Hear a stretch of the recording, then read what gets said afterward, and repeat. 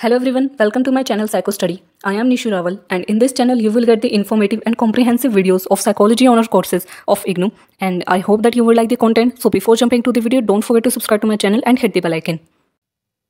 Hello everyone, welcome back to my channel. तो इस video में हम BPCC 105 की नेक्स्ट यूनिट 5 को स्टार्ट करेंगे, जो कि हमारी क्वालिटेटिव रिसर्च मेथड। लास्ट जो हमने यूनिट पढ़ी थी वो हमने रिसर्च मेथड को लेकर के पढ़ी थी, जिसमें हमने क्वालिटेटिव और क्वांटिटेटिव दोनों के बारे में थोड़ा थोड़ा पढ़ा था और क्वांटिटेटिव रिसर्च के बारे में बेसिकली पढ़ा था हमने क्या होती है। और इस यूनिट में हम क्वालिटेटिव रिसर्च मेथड जितने भी होते हैं उनके बारे में डिटेल में पढ़ेंगे। तो इसमें जो हमारा कंटेंट है, फर्स्ट तो हम पढ़ेंगे क्या मीनिंग होती है क्वालिटेटिव रिसर्च की, क्या हिस्ट्री है, फिलोसफी है क्वालिटेटिव रिसर्च की, हिस्टोरिकल स्केच क्या है क्वालिटेटिव रिसर्च का, साइकोलॉजी की फील्ड में कितने टाइप्स की क्वालिटेटिव रिसर्च होती है, case study, ethnography, historical method, grounded theory, और ग्राउंडेड थियरी के क्या कैरेक्टरिस्टिक्स होते हैं, फंक्शंस होते हैं, क्वालिटेटिव रिसर्च के क्या कैरेक्टरिस्टिक्स होते हैं, की एलिमेंट्स क्या होते हैं, क्या कंपैरिजन होता है, क्या डिफरेंस होता है क्वालिटेटिव और क्वांटिटेटिव रिसर्च में, और क्वालिटेटिव रिसर्च का क्या रेलिवेंस है साइकोलॉजी के फील्ड में, क्या एथिकल गाइडलाइंस है, मिक्स्ड अप्रोच क्या होती है, ये सारा हमारा कंटेंट हम कवर करेंगे इस यूनिट में। तो स्टार्ट करते हैं अपने फर्स्ट टॉपिक से, मीनिंग ऑफ क्वालिटेटिव रिसर्च। तो फर्स्ट हमें पढ़ना है meaning of qualitative research. Qualitative research की क्या डेफिनेशन होती है? It is a type of scientific research that aims to fill gaps in information by systematically collecting evidence and producing findings to answer a problem or question. हम qualitative research का तब use करते हैं, ये किस type की study होती है, साइंटिफिक रिसर्च होती है, जिसमें हम इन्फॉर्मेशन में जो हमारे पास गैप्स हैं, ठीक है, उस सबको हम लोग फिल करते हैं। हम जितने भी एविडेंसेस होते हैं, जितने भी फाइंडिंग्स हमारी प्रॉब्लम के, हमारे क्वेश्चन को लेकर के निकलती हैं, उन सबको हम कलेक्ट करते हैं सिस्टमैटिक वे में। हम अपनी पूरी जो हमारे पास इन्फॉर्मेशन है, कोई भी टॉपिक है, उसमें कोई भी गैप है, उसको हम फिल कैसे करेंगे कि हम उसे एक्सप्लोर करेंगे और ज़्यादा। अब एक्सप्लोरेशन के लिए हम लोग क्वांटिटेटिव मेथड तो यूज़ कर नहीं सकते, क्योंकि वहाँ पे तो हमें प्रूफ चाहिए, हमें जो है वहाँ पे नंबर्स चाहिए, और हर साइकोलॉजी में जब हम बिहेवियर को स्टडी करें तो हर चीज़ नंबर में काउंट नहीं हो सकती। तो वहाँ पर हम क्वालिटेटिव रिसर्च मेथड का यूज़ करते हैं। इसमें हम जो भी इन्फॉर्मेशन में गैप्स हैं उसको हम फिल करेंगे। किस तरीके से फिल करेंगे? Systematically collecting evidences. हम सिस्टमैटिक वे में एविडेंसेस को कलेक्ट करेंगे और फाइंडिंग्स क्रिएट करेंगे, फाइंडिंग्स बनाएंगे अपने रिसर्च प्रॉब्लम को लेकर के या फिर क्वेश्चन को लेकर के। तो ये तो होता है हमारा क्वालिटेटिव रिसर्च मेथड। अब इसका पर्पस क्या होता है? Use to gather and understand specific information about behaviour. हम इसमें इन्फॉर्मेशन कलेक्ट करते हैं, गैदर करते हैं, ताकि हम किसी भी एक पर्टिकुलर बिहेवियर को या फिर किसी इवेंट को हम समझ सके, या फिर किसी ओपिनियन को, वैल्यूज़ को, या फिर दूसरे जो सोशल एस्पेक्ट्स हैं कम्युनिटी के, कल्चर के, पॉपुलेशन के, इन सबको हम समझ सकें। ये हमारा मेन पर्पस होता है, समझना। कहाँ पर? क्वालिटेटिव रिसर्च में। For example, studying spiritual development among college students. For instance, David 1995 analysed whether there is uniformity or diversity in people's understanding of spiritual development at a conservative school. तो जो David थे 1995 में, यहाँ पर हम example समझ रहे हैं क्वालिटेटिव रिसर्च का। डेविड ने 1995 में एक रिसर्च करी थी, जिसमें उनको देखना था कि क्या सिमिलैरिटीज़ होती हैं और क्या डिफरेंसेस होते हैं स्पिरिचुअल डेवलपमेंट में, जिनमें स्कूल जो स्टूडेंट्स थे, जो कॉलेज स्टूडेंट्स थे, उनके अंदर, ठीक है, क्या डिफरेंसेस होते हैं, क्या जो सिमिलैरिटीज़ होती हैं स्पिरिचुअल डेवलपमेंट को लेकर के। तो ये इनको एक्सप्लोर करना था। तो यहाँ पर उनको समझना था कि क्या डिफरेंसेस होते हैं, क्या सच में डिफरेंसेस होते हैं या फिर यूनिफॉर्मिटी होती है। ये सब उन्हें डेटा यहाँ पर कलेक्ट करना था, सिस्टमेटिकली एविडेंसेस कलेक्ट करने थे किसी भी एक रेलिवेंट टॉपिक को समझने के लिए। तो वहाँ पे उन्होंने क्वालिटेटिव रिसर्च मेथड का यूज़ करा। अब इसमें होता क्या कि हमें इन डेप्थ इन्फॉर्मेशन मिलती है। इसके बेनिफिट्स क्या होते हैं क्वालिटेटिव रिसर्च के? हमें इन डेप्थ इन्फॉर्मेशन मिलती है, रिच इन्फॉर्मेशन मिलती है। ह्यूमन बिहेवियर को लेकर के हम ज़्यादा चीज़ों को एक्सप्लोर कर सकते हैं, बिहाइंड डिसीजन मेकिंग टेंडेंसीज, और हम एक्सप्लोर कर सकते हैं कि किसी ने ये डिसीजन क्यों लिया है, क्या हमारा जो ट्रेड्स होते हैं, हमारी टेंडेंसीज क्या होती है, हमारा बेसिक नेचर क्या होता है, किसी भी रीज़न को लेकर के कोई भी हमने काम करा उसके पीछे का हमारा बेसिक रीज़न क्या है, ये सब हमें एक्सप्लोर कर सकते हैं हम लोग किसकी मदद से? क्वालिटेटिव रिसर्च मेथड की मदद से। तो ये था हमारा मीनिंग ऑफ क्वालिटेटिव रिसर्च। इसमें हमने उसकी डेफिनेशन, पर्पस और एग्जाम्पल पढ़ा, और एक बेनिफिट पढ़ा कि क्या बेनिफिट होता है क्वालिटेटिव रिसर्च का। नेक्स्ट हमारा सेकेंड टॉपिक है history and philosophy of qualitative research. हमें क्वालिटेटिव रिसर्च का क्या ओरिजिन था, कहाँ से ओरिजिन हुई है क्वालिटेटिव रिसर्च मेथड की, इस सब के बारे में हमें पढ़ना है कि ओवरऑल हर फील्ड में बहुत सारी फील्ड्स होती हैं सोशल साइंस की, जहाँ पर हम क्वालिटेटिव रिसर्च का यूज़ करते हैं। तो बेसिकली इसका ओरिजिन कैसे हुआ है वो हमें पढ़ना। फिर इसके बाद नेक्स्ट टॉपिक में हम पढ़ेंगे कि साइकोलॉजी में क्वालिटेटिव रिसर्च कैसे आई है। तो हम क्वालिटेटिव रिसर्च की हिस्ट्री को पढ़ते हैं। इसका ओरिजिन हुआ था, origin rooted in anthropology and sociology as a method of investigation and survey in the early 1920s।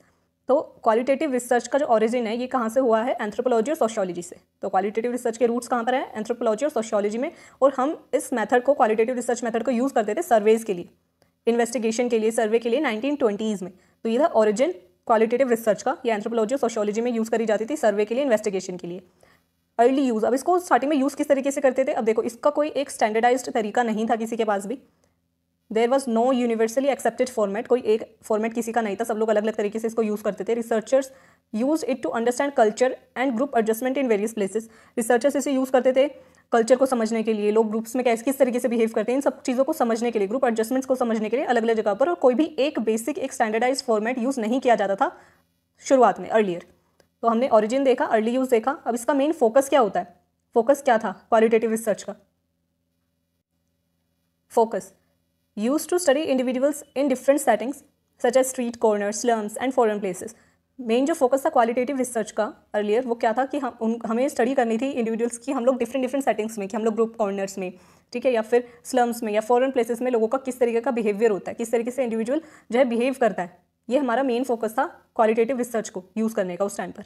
1960s developments, अब 1960s में काफ़ी ज़्यादा डेवलपमेंट हुई थी क्वालिटेटिव रिसर्च की, नई नई थ्योरीज इमर्ज हुई थी। ग्राउंडेड थ्योरी हम आगे पढ़ेंगे, ग्राउंडेड थ्योरी क्या होती है, ये इमर्ज हुई थी।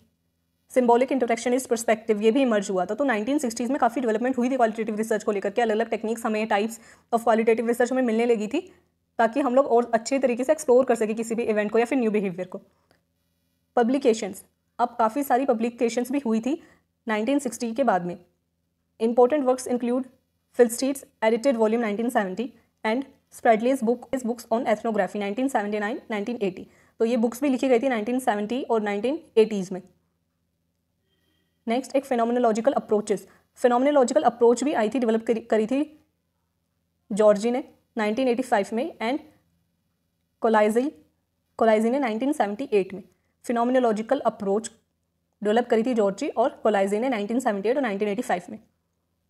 और काफ़ी जर्नल्स और बुक्स, अभी हम लोग हिस्ट्री पढ़ रहे हैं कि क्वालिटेटिव रिसर्च किस तरीके से एमर्ज हुई थी, इसका ओरिजिन, फोकस और क्या स्टडी करते हैं वो सब हमने पढ़ लिया, कैसे इसकी डेवलपमेंट हुई थी। 1960s में काफ़ी नई नई थियरीज जो है क्वालिटेटिव रिसर्च की एमर्ज हो रही थी, ताकि हम लोग और अच्छी तरीके से इसका यूज़ कर सके और एक कोई मेथड बन सके जिसको सब लोग यूज़ करें, क्योंकि इससे पहले तक कोई भी एक स्टैंडर्डाइज फॉर्मेट नहीं था क्वालिटेटिव रिसर्च को यूज़ करने का। काफ़ी सारी बुक्स पब्लिश हुई थी उस टाइम पर, नई नई अप्रोचेस हमारे पास आ रही थी और काफ़ी जर्नल्स और बुक्स भी पब्लिश हो रही थी। जर्नल ऑफ क्वालिटेटिव सोशियोलॉजी, ये 1978 में पब्लिश हुई थी।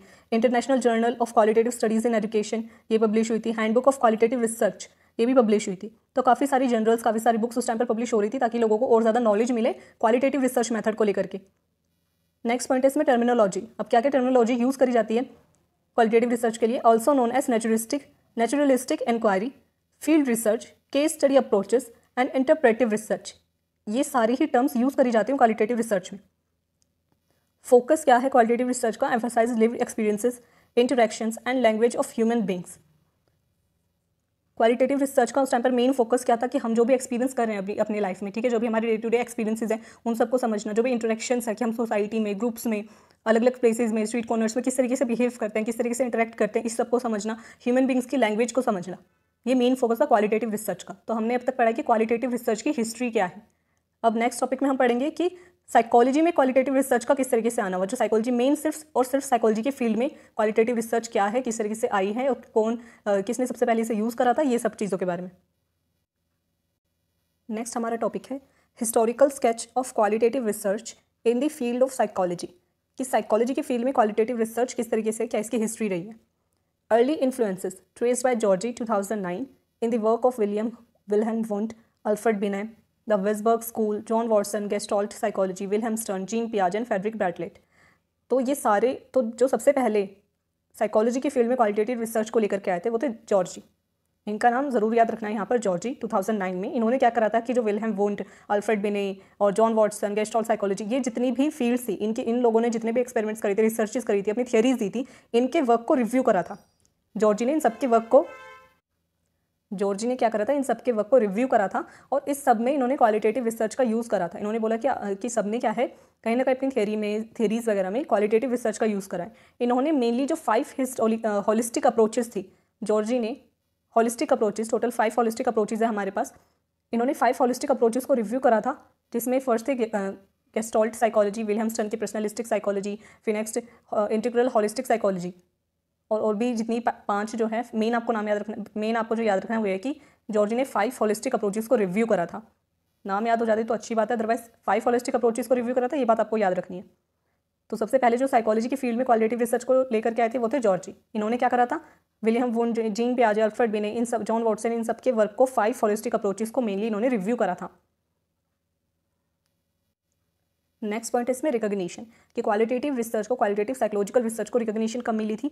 Gain recognition in the 1980s and appear regularly in professional journals from 1990s। 1980s में क्वालिटेटिव रिसर्च को साइकोलॉजी में थोड़ी जो है इंपॉर्टेंस मिलने लगी थी, लोग जानने लगे थे, रिकॉग्निशन मिलने लगी थी और काफ़ी ज़्यादा ये प्रोफेशनल जर्नल्स में अपीयर होने लगी थी बार बार। क्या क्वालिटेटिव रिसर्च 1980s में से रिकॉग्निशन मिली थी और 1990s में रेगुलरली अपीयर होने लगी थी कहाँ, प्रोफेशनल जर्नल्स में। नेक्स्ट है वुंड्स कंट्रीब्यूशन। अब जो विल्हेम वुंड थे उनका क्या कंट्रीब्यूशन रहा है क्वालिटेटिव रिसर्च में। वुंड्स वोल्कर साइकोलॉजी, वुंड की जो वोल्कर साइकोलॉजी थी उसमें उन्होंने क्वालिटेटिव रिसर्च का यूज़ करा था on language, expressive movement, imagination, art, mythology, religion and morality.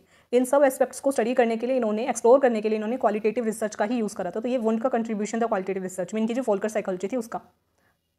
Next इसमें है केस हिस्ट्री मेथड। जो फ्रॉइड थे उन्होंने अपनी रिसर्च में साइकोपैथोलॉजी की रिसर्च में उन्होंने केस हिस्ट्री मेथड, जो कि क्वालिटेटिव रिसर्च का ही क्वालिटेटिव रिसर्च मेथड का एक टाइप है, उसको डेवलप करा था और यूज़ करा था ताकि वो साइकोपैथोलॉजी को समझ सके। जॉर्जीज वर्क, अब जो हमने जॉर्जी के बारे में पढ़ा कि इनका मेन इन्फ्लुएंस रहा है, मेन इंपॉर्टेंस रही है, यही जो है क्वालिटेटिव रिसर्च को लेकर आए थे साइकोलॉजी में। जॉर्जी का क्या वर्क रहा है क्वालिटेटिव रिसर्च में, क्वालिटेटिव रिसर्च मेथड में, integrated phenomenological assumptions in psychological experiments in the late 1960s। तो जैसे कि हमने स्टार्टिंग में पढ़ा कि जॉर्जी ने क्या करा था, विल्हेम वुंड और अल्फ्रेड बिने और वॉटसन, इन सब की जो स्टडीज़ थी इनको इन्होंने रिव्यू करा था और रिव्यू करके क्या करा था कि इन सब एक्सपेरिमेंट्स में, इनके सारे ही एक्सपेरिमेंट्स में इन्होंने बोला कि इसमें इन्होंने फेनोमेनोलॉजिकल अजम्पशंस यानी कि फेनोमेनोलॉजिकल जो अप्रोचेज हैं उसको इन्होंने इंटीग्रेट करा कि सभी एक्सपेरिमेंट्स में कहीं ना कहीं क्या है सब्जेक्टिविटी, ठीक है, कहीं ना कहीं जो इंटेंशंस ये सब आ जाती हैं, ठीक है, ये सबका रोल होता है, फेनोमेनोलॉजिकल अप्रोचेस का रोल होता है कहाँ पर, इन सबके एक्सपेरिमेंट्स में। तो ये इन्होंने वर्क करा था 1960s में, इंटीग्रेट करा था फेनोमेनोलॉजिकल अजम्पशंस को सभी साइकोलॉजिकल एक्सपेरिमेंट्स में। Published the Duquesne studies in phenomenological psychology series. इन्होंने एक सीरीज निकाली थी फेनोमेनोलॉजिकल साइकोलॉजी 1971, 1975, 1979, 1983 में, और उसमें इन्होंने डकेन स्टडीज़ को पब्लिश करा था। Founded the journal of psychological phenomenological psychology. तो ये सारे जो टास्क, ये सारा जो वर्क था ये करा था जॉर्जी ने साइकोलॉजी में क्वालिटेटिव रिसर्च को लेकर के, रिसर्च मेथड को लेकर के। और भी बहुत सारे रिसर्चर्स थे, Carl Moustakas, Max van Smith, use phenomenological analysis in psychology, जिन्होंने क्वालिटेटिव रिसर्च का जो ये अप्रोच है फेनोमेनोलॉजिकल अप्रोच, फेनोमेनोलॉजिकल एनालिसिस, इसको यूज़ करा था साइकोलॉजी में। तो जॉर्जी और जॉर्जी के अलावा भी बहुत सारे रिसर्चर्स थे जिन्होंने क्वालिटेटिव रिसर्च का जो ये मेथड है, जो ये अप्रोच है फेनोमेनोलॉजिकल अप्रोच, इसको काफ़ी ज़्यादा यूज़ करा था। फिर जो इसमें सबसे इंपॉर्टेंट आ गई वो आ गई ग्राउंडेड थ्योरी।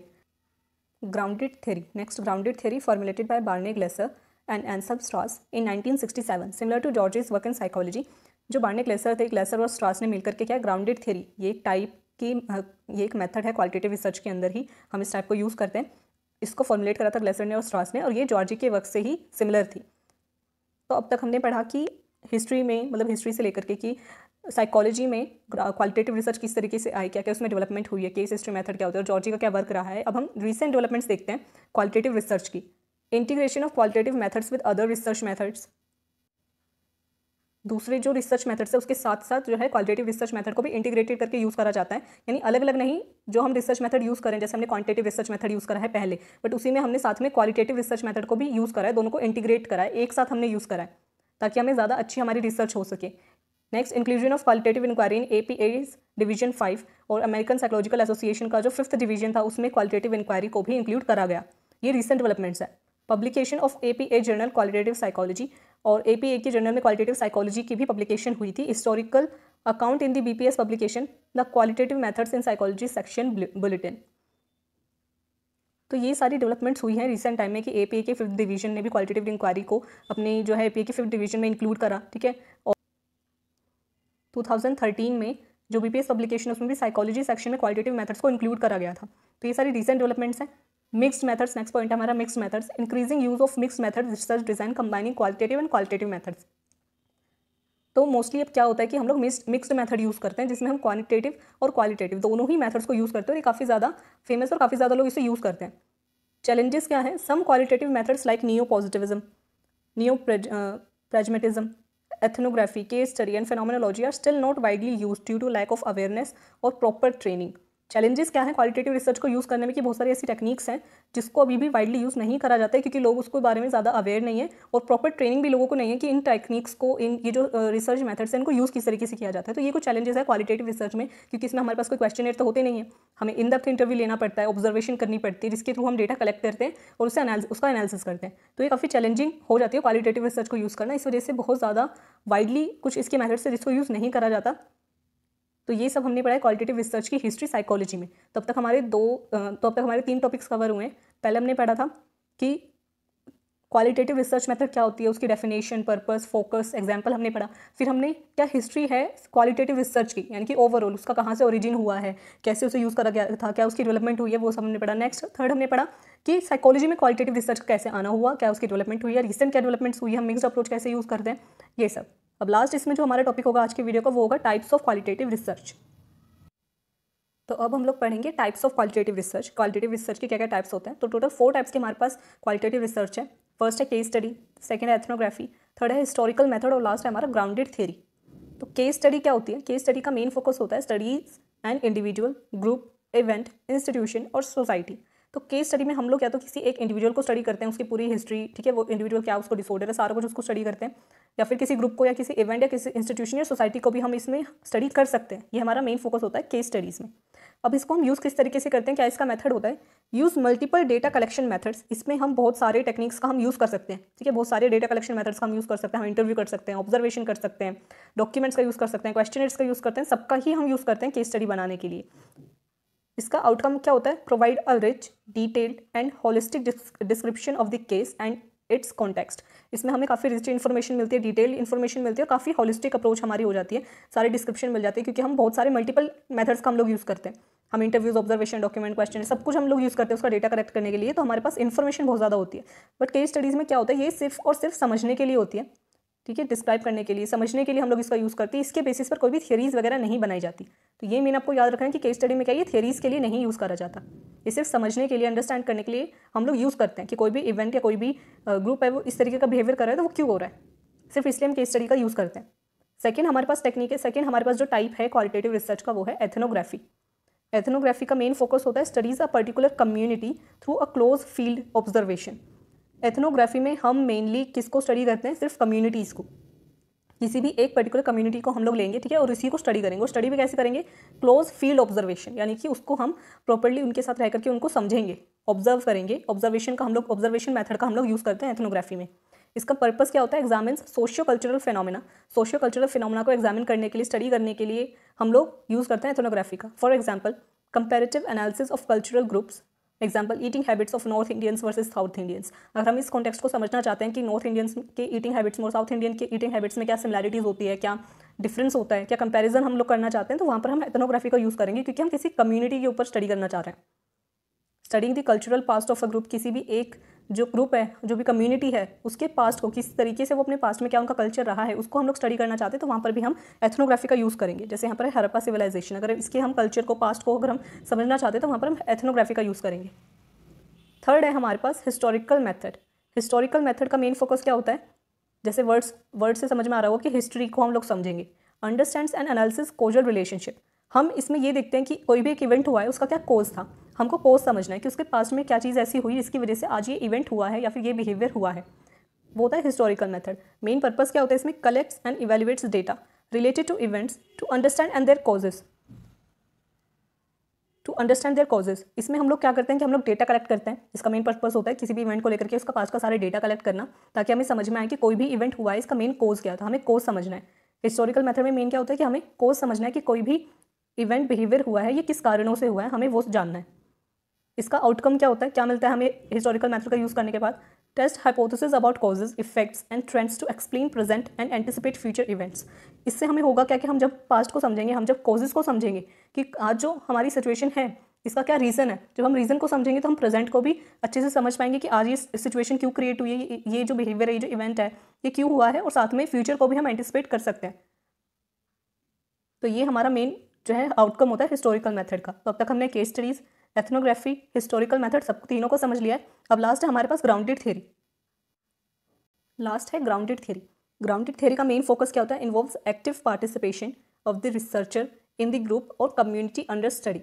ग्राउंडेड थियरी में हम लोग क्या करते हैं कि हम लोग इसमें हम पार्टिसिपेंट ऑब्जर्वेशन मेथड का यूज़ करते हैं। एक तो होता है ऑब्जर्वेशन मेथड, नॉन पार्टिसिपेंट, जिसमें हम दूर से सिर्फ ऑब्जर्व करेंगे, ठीक है। एक होता है पार्टिसिपेंट ऑब्जर्वेशन कि हम ग्रुप के साथ मिल जाएंगे, वो जो एक्टिविटीज़ कर रहे हैं हम उसमें इन्वॉल्व होंगे, वो होता है पार्टिसिपेंट ऑब्जर्वेशन, जिसका हम लोग ग्राउंडेड थियरी में यूज़ करते हैं उस कम्युनिटी को समझने के लिए, उस ग्रुप को समझने के लिए, वो होती है ग्राउंडेड थियरी। अब इसमें थियरी वर्ड आ रहा है तो इसमें मेन क्या होता है कि हम इस टेक्निक इस मेथड का यूज़ करते कब है, जब हमें कोई ना कोई थियरी बनानी है। अब थियरी बनाने के लिए हम यहाँ पे क्वेश्चनर्स वगैरह इन सब का यूज़ नहीं करते, हम एक्टिव पार्टिसिपेशन रखते हैं। साथ में हम लोग जैसा जैसा हमारे पास डेटा आता जाएगा, जो जो हम ऑब्जर्वेशन करते जाएंगे उसका है हम लोग को साथ साथ साइमल्टेनियसली हमें क्या उसकी एनालिसिस करनी है और थियरी के लिए, ताकि हम उसको यूज़ कर सकें।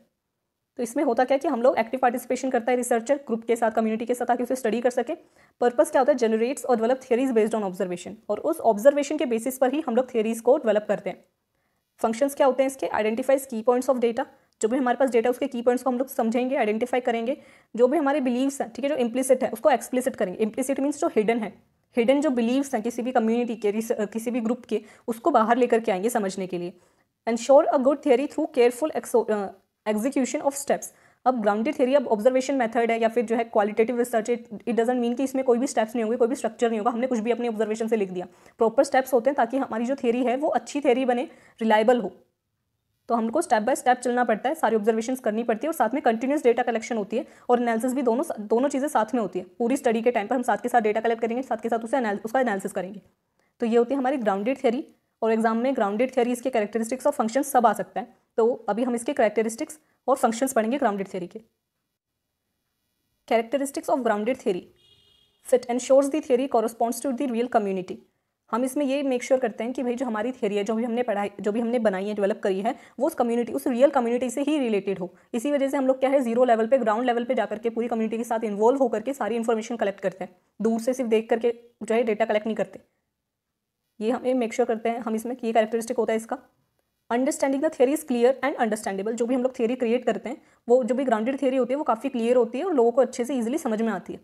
Generality provides information and scope for further analysis और न्यू थियरीज। और इसके बेसिस पर क्या है कि हमने कोई एक थियरी बनाई, अब उसको क्या है, कोई दूसरा रिसर्चर भी सोच सकता है कि भाई मैं भी इसको दोबारा से मैं इस थियरी को करूँ, ठीक है, इसके हो सकता है कि मुझे कुछ और ज़्यादा इन्फॉर्मेशन इससे मिल सके। तो ग्राउंडेड थियरी से क्या होगा कि फर्दर एनालिसिस के लिए, फर्दर थियरीज क्रिएट करने के लिए भी हम इस इन्फॉर्मेशन को यूज़ कर सकते हैं। ये जो थियरी बनेगी इसका हम यूज़ कर सकते हैं ताकि और लोगों को इसके बारे में और ज़्यादा नॉलेज मिले और वो कुछ नए टॉपिक्स को एड्रेस कर सकें, उसे स्टडी कर सकें, एक्सप्लोर कर सकें। ये किसका कैरेक्टरिस्टिक है। लास्ट है control, the theory is valid as it is analysed under control conditions.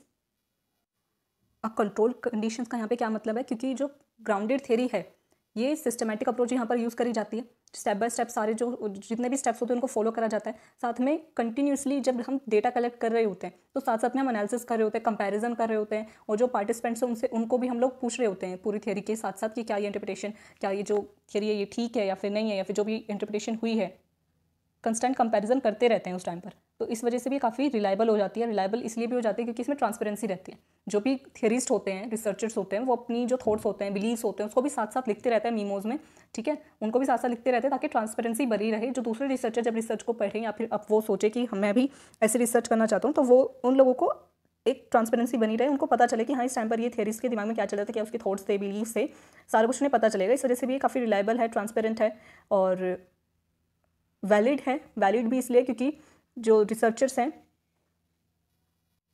और वैलिड भी क्यों है क्योंकि जो रिसर्चर्स हैं बहुत सारी टेक्निक्स, बहुत सारे अलग अलग मेथड्स का यूज़ करते हैं उसे वैलिड बनाने के लिए। जैसे वो मेंबर से चेक करवाएंगे, फीडबैक लेंगे पार्टिसिपेंट से, साथ में मल्टीपल सोर्सेज का यूज़ करते हैं डेटा कलेक्शन के लिए, खुद की ऑब्जर्वेशन भी करते हैं बट साथ में इंटरव्यूज़ भी ले सकते हैं, और जो है क्वेश्चनर्स का भी यूज़ कर सकते हैं। तो सारी चीज़ों का यूज़ कर सकते हैं ग्राउंडेड लेवल पर, और मल्टीपल जो है मेथड्स का यूज़ करेंगे उसे वैलिडेट बनाने के लिए, मल्टीपल टेक्निक्स का यूज़ करेंगे, फीडबैक भी लेंगे। तो ये सारी चीज़ों से क्या है वो उसे वैलिड बनाने की कोशिश करते हैं। तो ये सारी टेक्निक्स हम लोग फॉलो करते हैं। इस वजह से जो हमारी ग्राउंडेड थियरी है वो काफ़ी अंडरस्टैंडेबल, जनरलाइजेबिलिटी भी उसमें होती है और कंट्रोल कंडीशंस में होती है।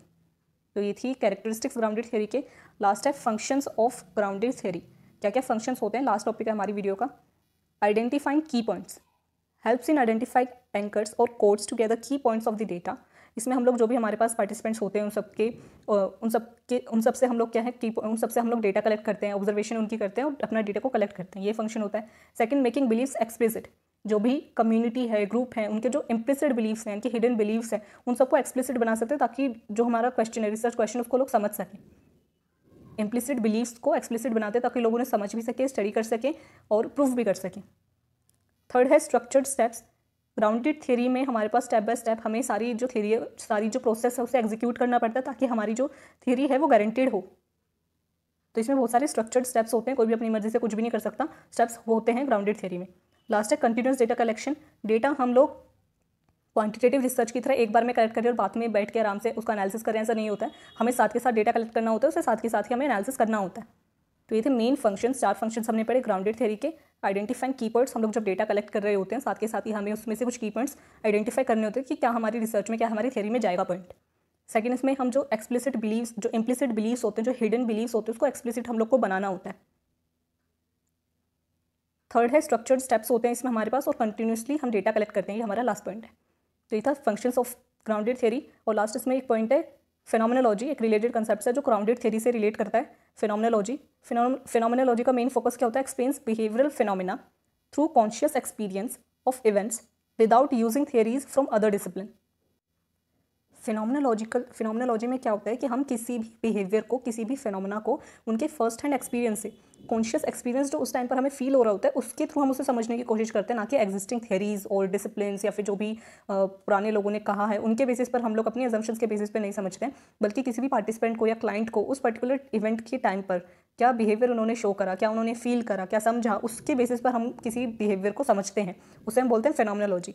जैसे फॉर एग्जाम्पल की जो फर्स्ट टाइम मदर्स होती हैं, ठीक है, अब हम जो अपनी पास्ट की थियरीज हैं उनके बेसिस पर समझ सकते हैं, लेकिन हम लोग क्या कर रहे हैं वहाँ पर, हम फिनोमिनोलॉजी अगर अप्रोच इसको यूज़ करते हैं तो हम उन जो फर्स्ट टाइम मदर्स हैं, जो फर्स्ट टाइम मदर बनी है, ठीक है, उनसे उनका इंटरव्यू लेकर के, उनको ऑब्जर्व करके जो है समझते हैं कि फर्स्ट टाइम मदर पे क्या एक्सपीरियंसेस होते हैं किसी को, उनके पर्सनल एक्सपीरियंसेस को सुन करके, समझ करके, ना कि पास्ट की थियरीज की क्या फिजिकल चेंजेस आएंगे, क्या इमोशनल चेंजेस आएंगे, उनके बारे में बिना पढ़े हम लोग सिर्फ उनके पर्सनल एक्सपीरियंस जो उन्हें उस पर्टिकुलर इवेंट पर फील हो रहे हैं, एक्सपीरियंस कर रहे हैं वो लोग, कॉन्शियस जो उनके एक्सपीरियंसेस है उसके बेसिस पर हम लोग समझेंगे। तो यहाँ पे क्या हमने किसी बिहेवियरल फिनोमिना को कैसे एक्सप्लेन करा है कॉन्शियस एक्सपीरियंस से उस पर्टिकुलर टाइम पे, बिना किसी थियरी या किसी दूसरे डिसिप्लिन को समझने के अलावा, ठीक है।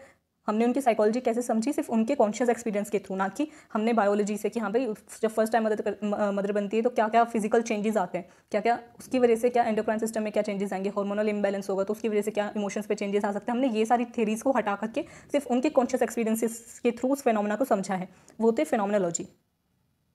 ओके, तो ये था फिनोमिनोलॉजी। हमने अब तक जो है अपने 3 टॉपिक्स कवर करें। हमने आज मीनिंग ऑफ क्वालिटेटिव रिसर्च क्या होता है वो हमने पढ़ा, history and philosophy of qualitative research को हमने पढ़ा, और हमने क्या हिस्टोरिकल स्केच है क्वालिटेटिव रिसर्च का साइकोलॉजी के फील्ड में। देखो यहाँ पे 2 चीज़ें हैं, एक तो हमने हिस्ट्री और फिलोसफी पढ़ी क्वालिटेटिव रिसर्च की, कि क्वालिटेटिव रिसर्च बेसिकली क्या होता है और क्या कैसे इसका ओरिजिन कहाँ से हुआ है, किस फील्ड से हुआ है, कैसे इसकी डेवलपमेंट हुई है, वो टॉपिक अलग है। और साइकोलॉजी के फील्ड में क्वालिटेटिव रिसर्च का क्या रोल रहा है, कैसे इसकी एंट्री हुई है और कैसे इसकी डेवलपमेंट हुई है, ये सब हमने पढ़ा। फिर हमने टाइप्स ऑफ क्वालिटेटिव रिसर्च हमने पढ़ा कि हमारे पास केस स्टडी है, एक टेक्निक, एक type, ethnography, historical method, grounded theory, और ग्राउंडेड थ्योरी के भी हमने कैरेक्टरिस्टिक्स ऑफ फंक्शंस पढ़े। तो आज हमने अपने ये 3 टॉपिक्स कवर करें। आई होप कि आपको अच्छे से समझ में आए हो। अगर कोई भी क्वेरी आपकी रह जाती है तो आप कमेंट सेक्शन में लिख करके बता सकते हैं, या फिर टेलीग्राम पर भी मुझसे पूछ सकते हैं। तो प्लीज़ वीडियो को लाइक कर देना अगर वीडियो अच्छी लगी थी, और अगर वीडियो अच्छी लगी तो प्लीज़ वीडियो को लाइक कर देना, चैनल को सब्सक्राइब कर देना, ज़्यादा से ज़्यादा अपने फ्रेंड के साथ शेयर करना था कि उनकी भी हेल्प हो सके, और कमेंट सेक्शन में अपना फीडबैक ज़रूर देना। तो मिलते हैं नेक्स्ट वीडियो में।